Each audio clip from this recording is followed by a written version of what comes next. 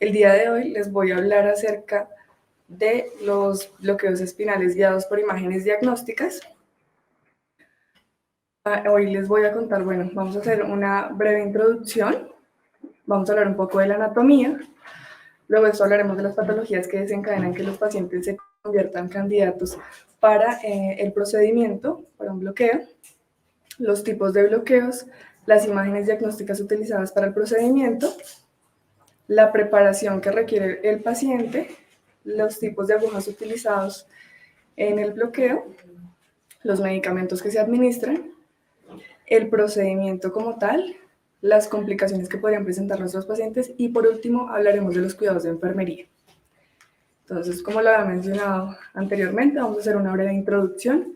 Hablaremos de la parte del rol de enfermería, que es parte fundamental del proceso de atención de nuestros pacientes, donde hacemos parte fundamental de la parte asistencial desde el ingreso del paciente hasta su egreso, teniendo una comunicación asertiva y oportuna con nuestro equipo de trabajo, previo conocimiento del procedimiento como tal. De esta forma tenemos los insumos y dentro de la sala necesarios para el procedimiento. Es importante siempre recordar ser empáticos con nuestros pacientes. Para esta forma, durante todo el proceso de la atención, brindar una atención cumpliendo con los estándares de calidad y, como siempre, tener disposición, en especial en la parte de la recuperación, teniendo en cuenta que es donde nuestros pacientes podrían presentar algún tipo de complicación y lo ideal es tener una atención oportuna o dar una respuesta oportuna si llegase a presentar alguna complicación nuestro paciente. Ahora hablaremos un poco de la anatomía. La columna vertebral es la que nos da soporte y en la estructura superior de nuestro cuerpo. Esta está compuesta por 33 vértebras, como lo podemos ver en la imagen. En la parte superior encontramos 7 cervicales, luego 12 torácicas, 5 lumbares, 5 sacras y 4 coxígeas. Entonces hablaremos de los huesos cortos que conforman la vértebra. Estos están compuestos, como lo podemos ver en la imagen, por el cuerpo vertebral y por el arco vertebral. El cuerpo vertebral es la parte más grande de la vértebra y el arco vertebral está conformado por unas prolongaciones a las cuales se le llama pedículos. Entonces, en esta parte podemos ver la parte grande que les había mencionado, que es el cuerpo vertebral. Aquí vemos los pedículos, el cual conforman el agujero vertebral. Encontramos las apófisis transversas, las apófisis articulares, las apófisis espinosas y apófisis vertebrales.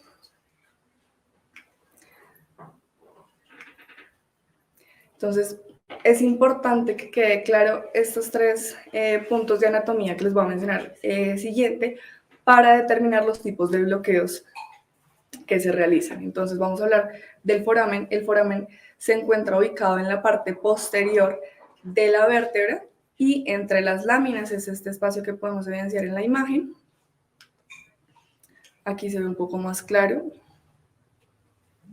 Es esta parte. Ahora vamos a hablar un poco de la articulación facetaria. La articulación facetaria es la que se encuentra entre las articulaciones, entre la apófisis articular inferior de la vértebra superior y la articulación, la apófisis articular superior de la vértebra inferior. Ahora vemos el espacio epidural. El espacio epidural es un espacio extradural, el cual está lleno de tejido graso, como lo vemos acá en esta parte. Entonces, ya teniendo claro estas partes de la anatomía, ahora, como les conté, vamos a hablar un poco de las patologías que desencadenan que nuestros pacientes se vuelvan candidatos para un bloqueo. Entonces, hablaremos de la enfermedad artrósica facetaria. La enfermedad artrósica facetaria es el desgaste que se presentan las vértebras al haber un roce entre ellas, así debilitando el cartílago que se encuentra uniéndolas. La sintomatología que presentaría nuestro paciente sería dolor intenso, rigidez, sensación de bloqueo articular al haber una extensión o flexión de la columna vertebral. Ahora vamos a hablar de la compresión de raíz nerviosa. La compresión de raíz nerviosa es cuando se ejerce una presión sobre la raíz con los tejidos circundantes. La sintomatología que nuestro paciente presenta es disminución de la sensibilidad, dolor intenso, sensación frecuente de adormecimiento de las extremidades, debilidad muscular.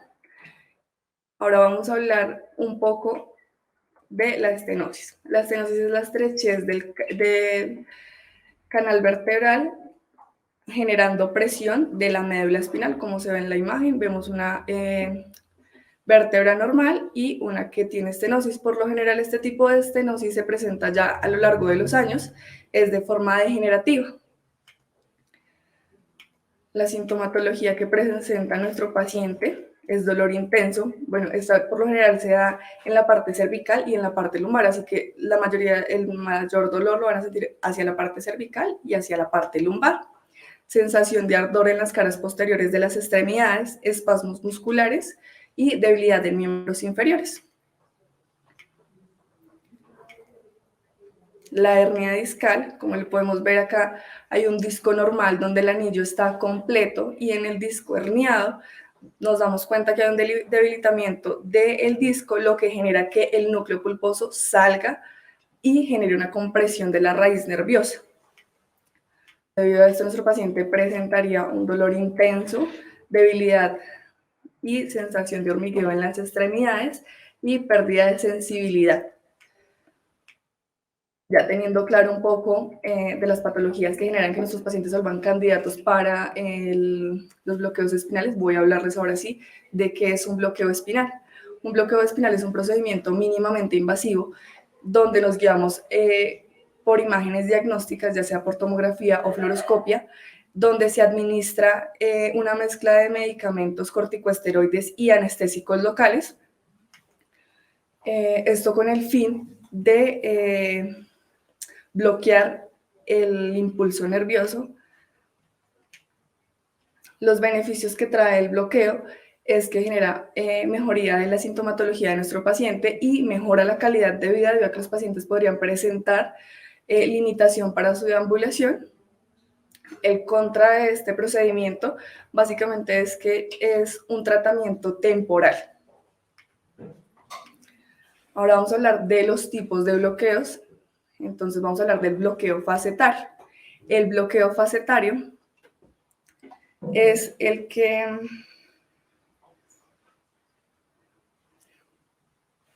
es donde se genera una punción entre las articulaciones facetarias y se administra un corticosteroide y un anestésico local, o en un bloqueo selectivo donde se encuentran las raíces nerviosas que inervan hacia las facetas. En este tipo de bloqueos utilizamos los siguientes medicamentos, serían la lidocaína, la bupivacaína, el acetato de metilprednisolona, básicamente para este bloqueo. Ahora vamos a hablar del bloqueo epidural. El bloqueo epidural es donde se administra una mezcla de solución salina, corticosteroide y anestésico local. Este bloqueo se funciona en el espacio epidural sin atravesar la dura madre y evitando tener contacto con el líquido cefalorraquídeo, así evitamos paralizar las raíces nerviosas. Entonces, utilizamos acetato de metilprednisolona, bupivacaína, solución salina, iopamidol o aire. El iopamidol o aire en este bloqueo es súper importante porque nos permite o le permite al médico radiólogo evidenciar, como lo notamos en la última imagen, dónde se encuentra ubicada la aguja antes de administrar los medicamentos. Este no debe quedar ni intravascular, ni intraligamentoso, ni intratecal. Entonces es importante revisar primero con el iopamidol o con el aire dónde se encuentra ubicada la aguja antes de hacer la administración de los anestésicos y corticosteroides y la solución. Ahora vamos a hablar del bloqueo foraminal. El bloqueo foraminal, en comparación del bloqueo epidural, se inyecta directamente en las raíces nerviosas afectadas que se encuentran ubicadas en el foramen. En este bloqueo también usamos iopamidol, bupivacaína y acetato de metilprednisolona, evitando o disminuyendo los riesgos que podrían correrse al puncionar la parte intradural. También usamos lidocaína y solución salina.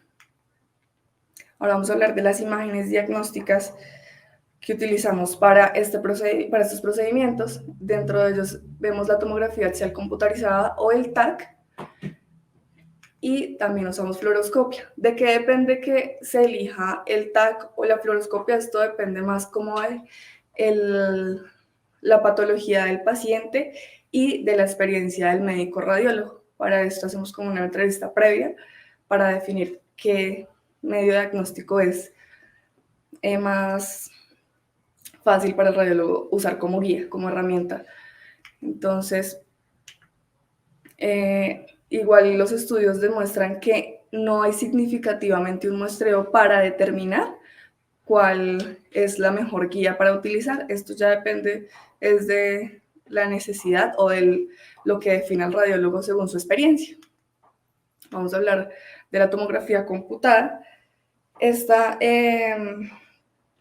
es un método diagnóstico en donde se adquieren imágenes transversales dándonos mayor información de una parte específica del cuerpo.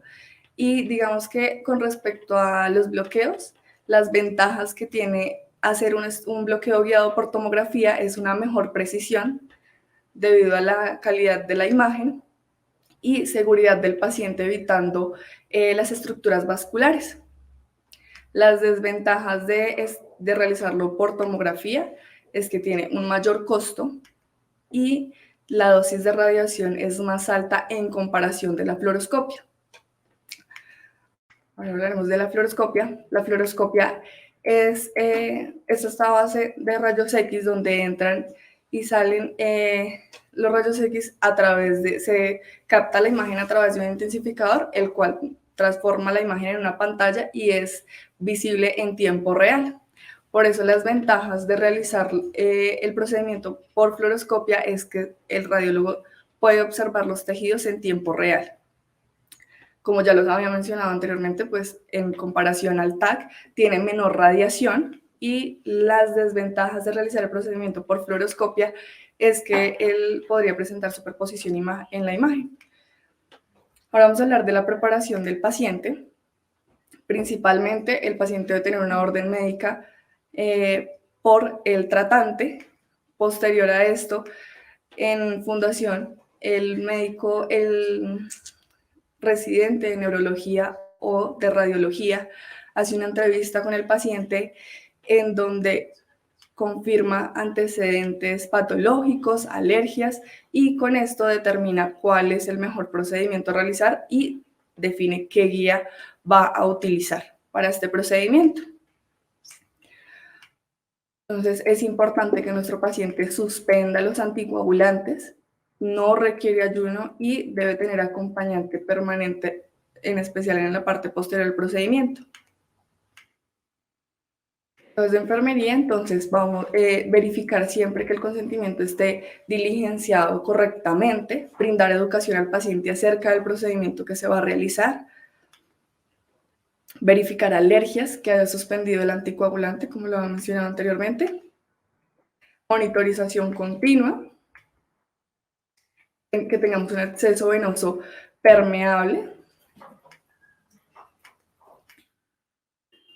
Los insumos médicos que usamos en Fundación Santa Fe son los siguientes. Usamos un antiséptico que es Soluprep, guantes estériles, gasas estériles, solución salina normal, agujas hipodérmicas 18 y 26, lidocaína, bicarbonato de sodio. Usamos un kit epidural o Spinocan, ya eso lo vamos a ver más adelante de qué depende el uso del uno o del otro. Vamos a hablar del Bupirop, del Depomedrol y iopamidol. Básicamente estos son los insumos necesarios, y adicional un campo con un implantado. Vamos a hablar de los tipos de agujas. Dentro de ellos, como lo he mencionado, está el Spinocan. Entonces, el Spinocan tiene una punta quinque que evita que haya un desgarre de los tejidos del paciente. Estos Spinocan tienen varios gauge. Está el 25, el 22 y el 20. En Fundación Santa Fe los más utilizados son el 25 y el 22. En especial estos Spinocan son utilizados para realizar bloqueos facetarios y foraminales. Sin embargo, esto no quiere decir que no se pueda utilizar en un bloqueo epidural. Pero para el bloqueo epidural tenemos un kit epidural que consta de una jeringa de pérdida de resistencia, una aguja TUI que tiene la punta Roma y adicional a esto tiene medición centímetro a centímetro, lo que le facilita al radiólogo poder introducir la aguja sin llegar a generar alguna lesión en los tejidos. Adicional tiene precisión entre la aguja y el mandril, evitando un efecto que generan las agujas de la biopsia, que es como desgarrar el tejido. Entonces evita lesiones en los tejidos del paciente. Vamos a hablar un poco de los anestésicos locales, que son los que bloquean los impulsos nerviosos. Estos se clasifican en dos. Están los esteres, donde se encuentra la cocaína y la procaína, y están los amidas, donde se encuentra la lidocaína y la bupivacaína, que son los que generalmente usamos. Entonces, ¿por qué utilizamos este tipo de anestésicos? Los usamos debido a que hay una menor probabilidad de que los pacientes presenten alergias y su depuración es a través de las enzimas hepáticas. Los efectos adversos que nuestros pacientes podrían presentar sería temblor, convulsiones, hipoventilación y un paro respiratorio. Los corticosteroides son sustancias que se pueden sintetizar artificialmente y estos tienen aplicaciones terapéuticas. Debido a las propiedades antiinflamatorias e inmunosupresoras que estos tienen, los efectos adversos son eritema, enrojecimiento facial, despigmentación cutánea, necrosis grasa y infartos cerebrales debido al tamaño de los cristales. Sí, es muy similar a los agentes que usan para el procedimiento de embolización intervencionista. Entonces, los medios de contraste son unas sustancias que se usan para mejorar la visibilidad de las estructuras internas del cuerpo. Vamos a hablar entonces del gadolinio. El gadolinio produce una alteración en las moléculas, en las moléculas magnéticas, lo que genera una mejor calidad de imagen. El bario es un polvo insoluble que por lo general es utilizado para estudios que requieran del tracto gastrointestinal. El medio de contraste iodado es una sustancia opaca al rayos X y en este caso es importante, es el que nosotros utilizamos porque es el único que está autorizado para administrar de forma intradiscal, por lo que es un medio de contraste hidrosoluble. Entonces, los efectos secundarios de los medios de contraste son náuseas, vómito, dolor abdominal, fatiga, reacciones anafilácticas e insuficiencia renal. La preparación de la mesa, ya teniendo los insumos en la sala que previamente les había mencionado, entonces es importante que en la mesa, como les mencioné, va a haber un implantado. El implantado consta de una bata y un campo de ojo. Lo ideal es que, como lo podemos observar en esta imagen, los cortopunzantes siempre queden en un mismo lado de la mesa para facilidad del radiólogo poder coger los insumos necesarios. Vamos a hablar entonces ahora del procedimiento como tal. El procedimiento, entonces, principalmente, posición y confort del paciente, debido a que el paciente está en una posición prono. Entonces, monitorización continua, siempre estar vigilando los signos durante el procedimiento. Marcación del sitio de punción, esto lo realiza el radiólogo. En TAC tenemos una rejilla para facilitar la marcación de del sitio. Luego de esto, el radiólogo, el intervencionista, marcará con un marcador indeleble, colocando las iniciales del nombre y del apellido a un costado de la marcación. Realiza una pausa de seguridad verificando nombres, tipo de documento del paciente, el procedimiento que se realiza, las alergias del paciente y verificando que los insumos necesarios se encuentren dentro de la sala, que el sitio a funcionar se encuentre previamente marcado, que las imágenes que se requieren estén disponibles.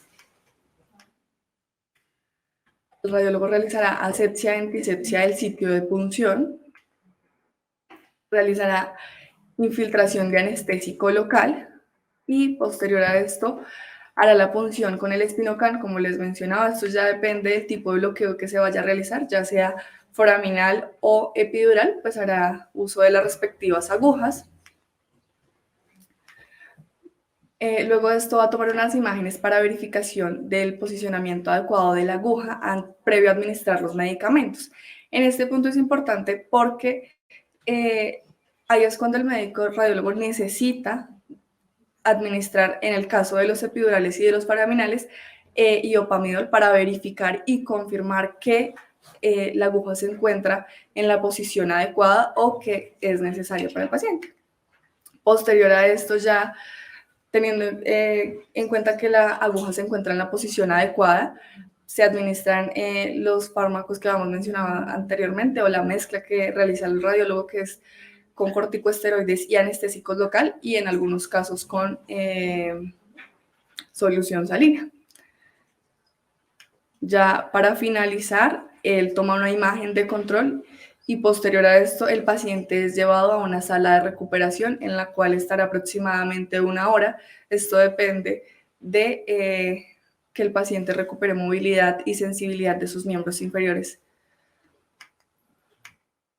Las posibles complicaciones que podría presentar nuestro paciente durante el procedimiento es hemorragia, por eso se solicita al paciente que suspenda la anticoagulación, dolor intenso, una respuesta vasovagal debido a que se realiza una punción lumbar, una reacción alérgica al medio de contraste, punción dural y un hematoma epidural, daño nervioso o vascular.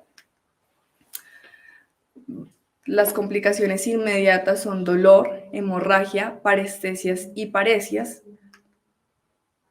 Las tardías son infecciones, aunque nosotros tomemos todas las precauciones y tengamos una técnica estéril. Esto genera, digamos que mitigamos el riesgo de infección, sin embargo, no lo anula por completo. El paciente también podría presentar una cefalea postpuncional, enrojecimiento de la piel post-inyección de corticoides y un hematoma epidural. Ahora vamos a hablar de los cuidados de enfermería. Es importante realizar transferencia del cuidado de la persona que asiste al procedimiento a la persona que recibe en recuperación a este paciente para que tenga en cuenta todo lo que pasó durante el procedimiento. Realizar control de signos vitales. En Fundación realizamos control de signos vitales en la primera hora 15 minutos. Cada 15 minutos se realiza vigilancia de estos signos vitales. Verificación de la sensibilidad de las extremidades, que nuestro paciente empiece a recuperar sensibilidad. El acompañamiento del familiar durante todo el tiempo en la recuperación es importante. Ejercicios que para recuperar nuevamente la movilidad de nuestro paciente. Verificar el sitio de punción, que no haya ningún signo de sangrado, de hematoma.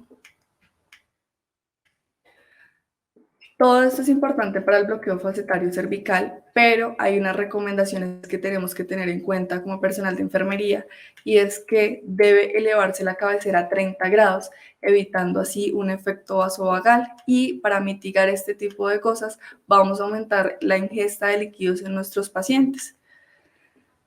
Luego, estar pendiente de la valoración del médico radiólogo, ya que él da indicaciones ya sea para su egreso o para más estancia del paciente, dependiendo la evolución en la recuperación. Realizamos en Fundación un seguimiento 24 horas, 72 horas y 7 días posterior al procedimiento, donde verificamos signos de alarma que previamente ya le indica al radiólogo y verificamos que no haya de pronto ningún signo de infección, entonces confirmamos que no haya calor local, que no haya salida de secreción por el sitio de punción, y adicional a esto verificamos que el paciente no presente adormecimiento ni pérdida de la movilidad de sus extremidades. Es súper importante brindar educación al paciente y familiar respecto al reposo que el paciente debe tener posterior al procedimiento. Durante los siguientes 2 días no debe realizar actividades de alto impacto. Muchas gracias a todos por su atención prestada.